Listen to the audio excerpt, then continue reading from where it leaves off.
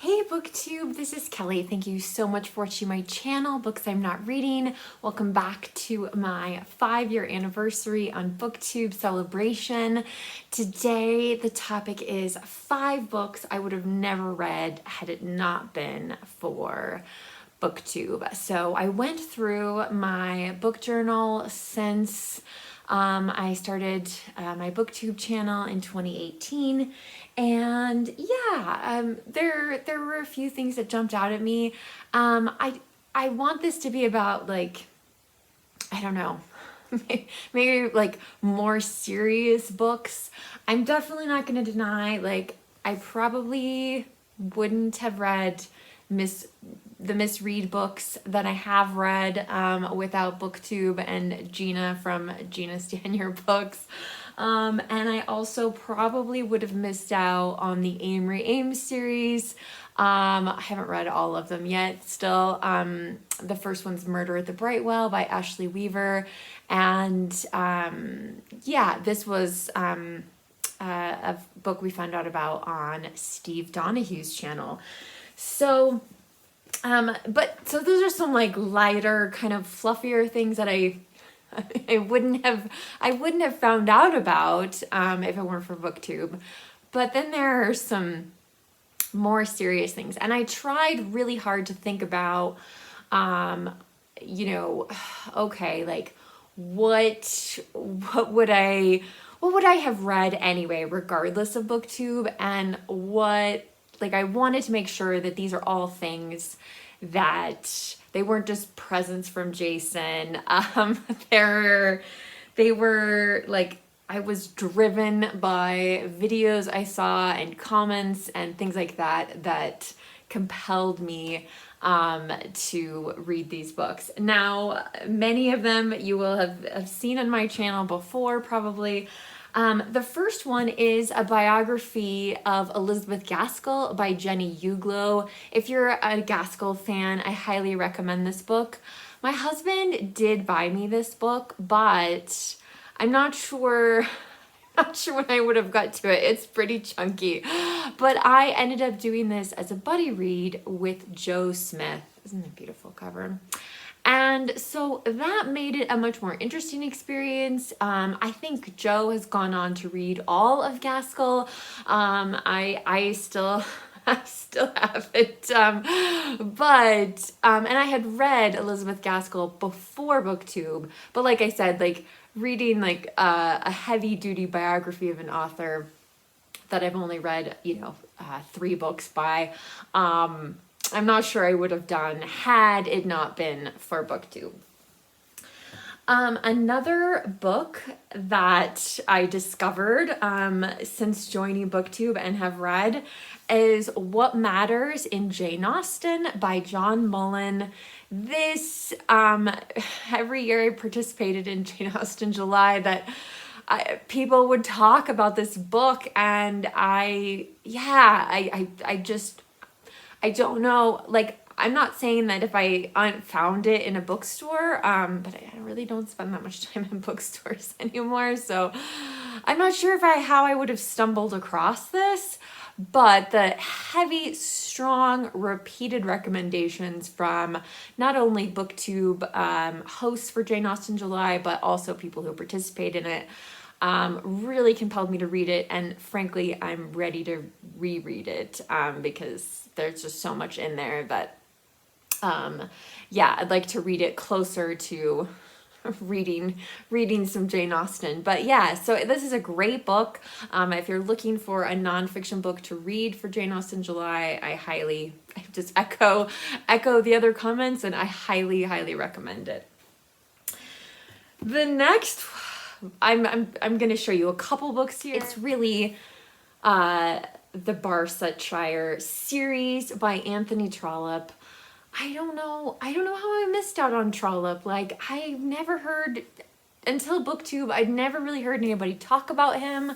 I mean, I may have stumbled across the name or something like that, but I have read The Warden, which is the first book in this series, Barchester Towers, and Dr. Thorne. I'm hoping to get to the next book in this series.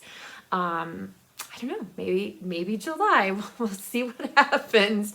But Trollope is such a delight. I can't wait to read more.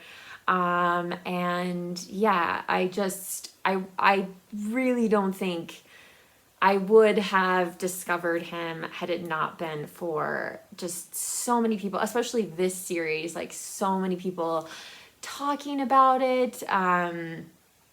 Yeah, like even just in a Voxer message. I mean, one of my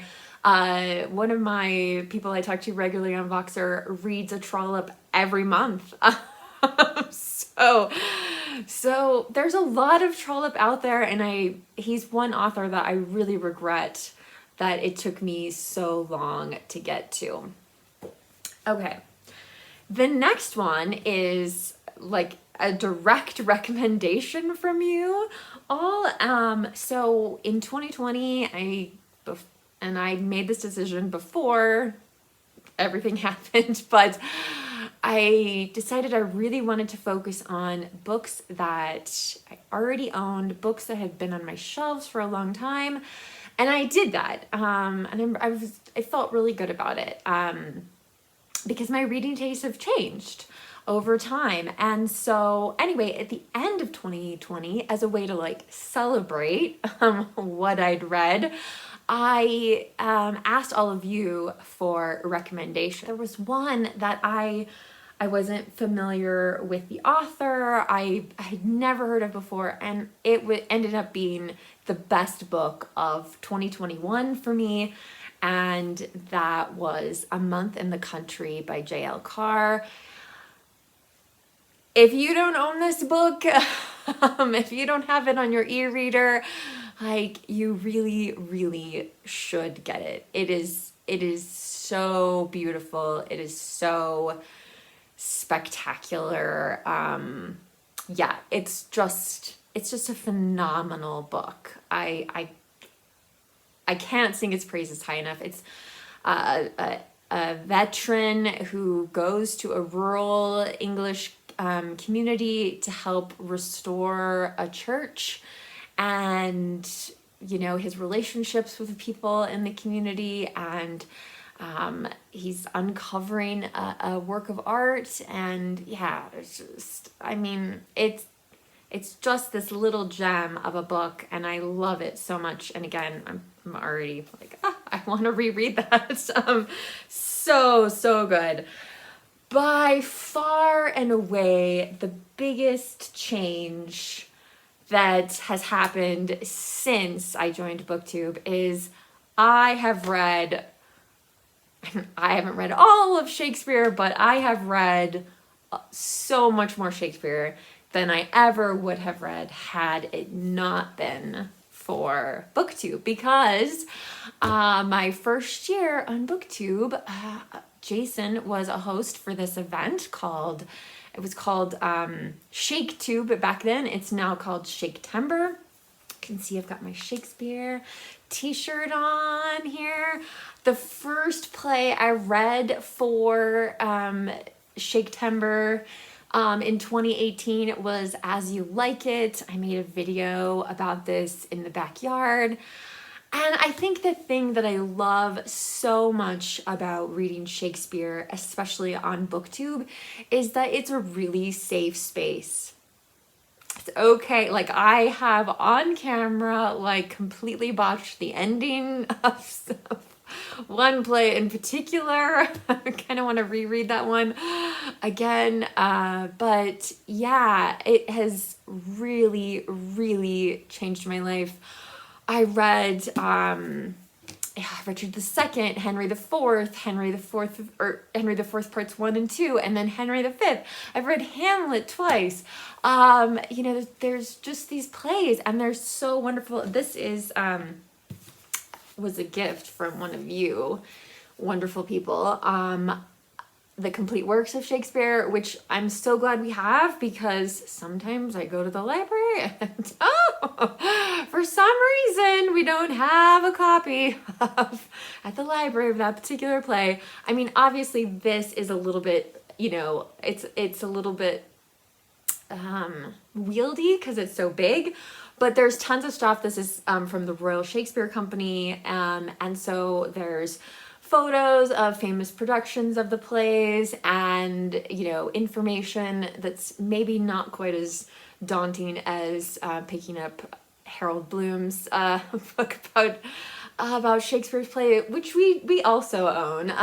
But nonetheless, like, I was really, when I went through my book journal, I was just astonished at how much Shakespeare there was, and it was so exciting. And so those are, like, I don't know, the big books, the big things that I've read that I would not have read if I hadn't been on Booktube. Now, again, with Shakespeare, like, maybe I would have read a little bit of Shakespeare, but nothing in comparison to the amount of Shakespeare that I have actually read. So, I would love to know, what books have you read directly as a result of Booktube? Someone's recommendation, somebody just repeatedly talking about an author.